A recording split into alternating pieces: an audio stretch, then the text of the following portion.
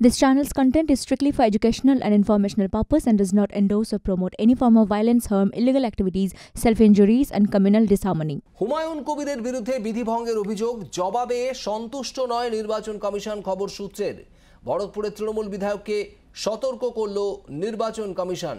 হুমায়ুন কবিরের বিরুদ্ধে বিধিভঙ্গের অভিযোগ ছিল, যে জবাব দেওয়া হয়েছে তাতে সন্তুষ্ট নয় নির্বাচন কমিশন। সুতপা সেন আমাদের প্রতিনিধি রয়েছেন আমাদের সঙ্গে। সুতপা, কি জানা যাচ্ছে?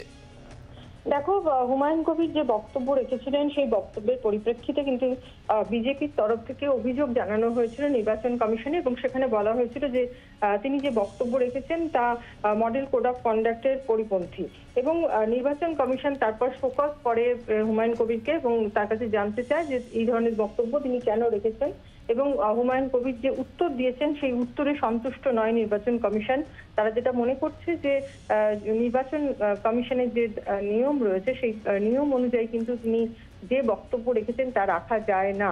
এবং এই ধরনের বক্তব্যের পরিপ্রেক্ষিতে মডেল কোড অফ কন্ডাক্ট বিঘ্নিত হয়েছে বলেও তারা মনে করছে, এবং সেই কারণেই তাকে কিন্তু সতর্ক করে দেওয়া হলো, নিন্দা করা হলো তাকে, এবং এই ধরনের বক্তব্য যাতে ভবিষ্যতে তিনি আর না রাখেন সে ব্যাপারেও কিন্তু তাকে সতর্ক করা হয়েছে।